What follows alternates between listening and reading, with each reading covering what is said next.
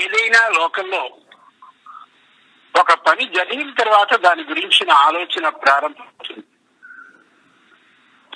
శమీక మహర్షికి మెడలో పడినటువంటి పాముని చూసుకోవడం చేశాక ఏం చేయాలో తోచనటువంటి ఆయన క్షణకాలం పాటు ఆలోచించాడు.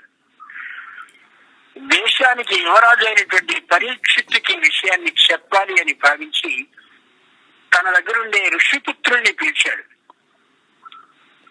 పుత్రులారా, పరీక్షిత్ మహారాజు దగ్గరికి వెళ్లి ఇలా మెడలో చచ్చిపడిన పాము వేయడం, దాంతో పుత్రుడైనటువంటి శృంగి అనే వారికి విపరీతమైన ఆగ్రహం కలగడం, పిల్లలతో ఆడుకుంటున్నటువంటి 7 ఏళ్ల ఋషిపుత్రుడైన శృంగి ఈ విధంగా శపించడం జరిగింది అని చెప్పండి అని కబురు చేశాడు.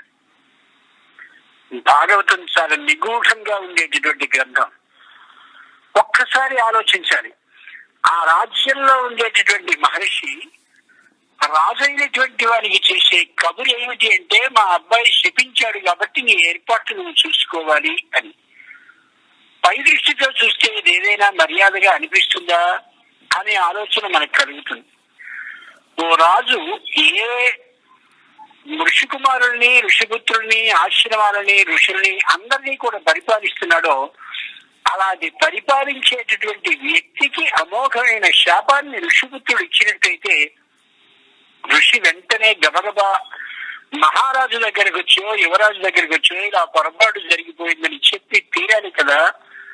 కానీ శమీకుడు ఇదేం లేకుండా కేవలం ఋషిపుత్రుల్ని మాత్రం పంపించి ఇదిగో నీ వృత్తాంతం ఇది, ఇలా జరిగింది అని మాత్రమే కబురు చేశాడు. ఎందుకని? ఋషులు అనేటటువంటి వాళ్ళు ఋషి దర్శనాత్, రాబోయేదాన్ని దర్శించగలిగిన శక్తి ఉన్నవాళ్ళు. ఆయన ఒక క్షణం బాగా ఆలోచించాడు, ఎందుకు ఇలా జరిగి ఉంటుంది అని. ఏ పరీక్షిత్ మహారాజు ఉన్నాడో అతడు వారం రోజుల్లో అమోఘమైన అధ్యాత్మ విద్యని నేర్చుకుని మోక్షాన్ని పొందవలసినటువంటి అవకాశం ఆయనకు ఉంది.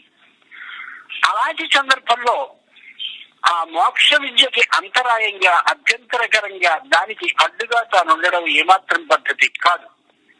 అలాగని చెప్పి నీకు వారం రోజుల్లో మోక్షం లభించే అవకాశం ఉంది, ఎంత అదృష్టం లాంటి అలాంటి అభివందనలు ఏమీ చేయలేదు ఆయన. మహర్షులంత గంభీరంగా ఉంటారు. అన్ని తెలిసినప్పటికీ కూడా కేవలం పై మాటలే చెప్తారు తప్ప లోతుగా జరగబోయే విశేషాన్ని చెప్పే లక్షణం కలిగిన వాళ్ళు కాదు మహర్షులు. అందుకే దేవతలు దేవరహస్యాల్ని ఋషులకి చెప్తారు. లోకంలో మనం కూడా ఏం చేస్తాం? గంభీరంగా, గుంభనగా రహస్యంగా ఉంచగలిగినటువంటి వ్యక్తుల్ని ఎవరో ఒకరినో ఇద్దరినో ఎంచుకుని మన కుటుంబంలో వచ్చిన సమస్యల్ని, బాధల్ని, విశేషాల్ని వారికి వివరిస్తాం. మన బాధని కొంత వారికి వివరించిన కారణంగా తగ్గించుకుంటూ ఉంటాం. అదే 10 మందికి చెప్పేవాడికి అయినట్లయితే ఎంత నష్టపోతుంది మన కుటుంబం. అలాగే దేవతలందరూ కూడా కొందరు ఋషుల్ని ఎంచుకున్నారు తమకి సంబంధించిన విశేషాలని వాళ్ళకి చెప్పాలి అని. అలా చెప్పవలసినటువంటి ఆ స్థానంలో ఉన్నటువంటి మహానుభావుడు శమీకుడు.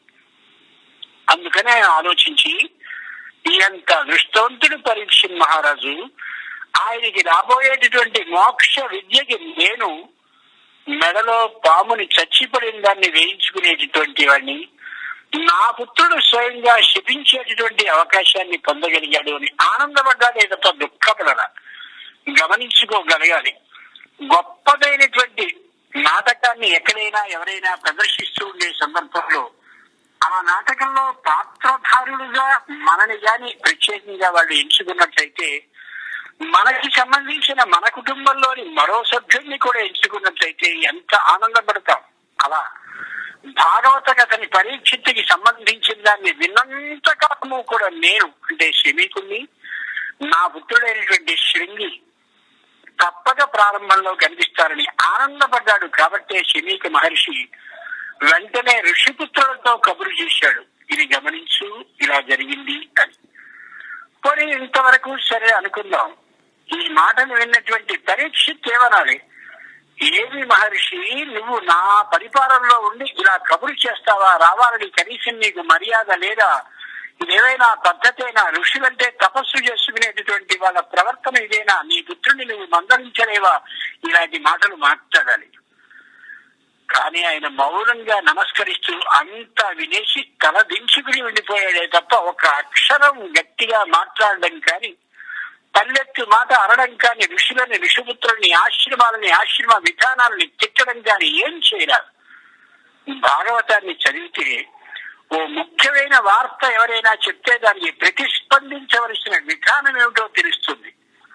ఆ తరువాత పరీక్షిత్ మహారాజు ఏం ఆలోచించాడు, ఏం చేశాడు అనేది రేపటి రోజున చూద్దాం.